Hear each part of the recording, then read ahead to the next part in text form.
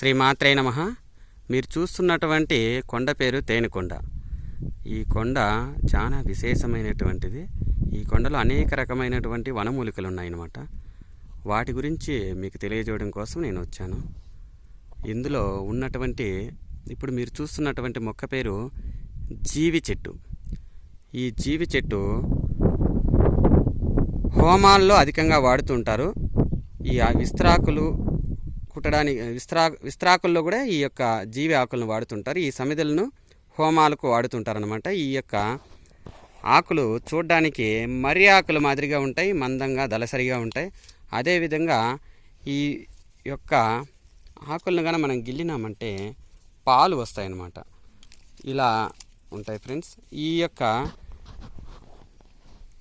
చెట్టు యొక్క ఉపయోగాలు కూడా చెప్తాను, వినండి. వీటి యొక్క ఈ యొక్క లేత ఎగురులన్నిటినీ తీసి దంచి వ్రణాలు, పుండ్లు, తర్వాత గడ్డలు ఉన్న చోట కడితే తొందరగా నయమవుతాయి. అదేవిధంగా వీటి యొక్క పాలను మనం ఏదైనా గడ్డలు, పుండ్లు ఉన్నటువంటి చోట వేసి ఆ పాల మీద కొద్దిగా పసుపు వేసామంటే వెంటనే మానిపోతాయి.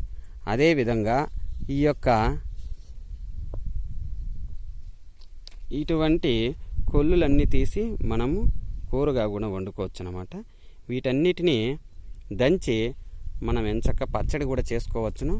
అదేవిధంగా ఈ యొక్క చెట్టు కాయలు కాస్తుంది. ఇది కూడా మర్రి కాయలను పోలినటువంటి కాయలు కాస్తుంది. ఆ కాయలను కూడా మనము కోసి మజ్జిగలో ఊరేసి తర్వాత ఆరబెట్టి వాటిని వడియాలు, అప్పడాల మాదిరిగా కూడా పేల్చుకొని తినవచ్చును అనమాట. ఆ విధంగా చేయడం వల్ల శరీరంలో ఉన్నటువంటి ఉష్ణతత్వాలు తగ్గిపోతాయి.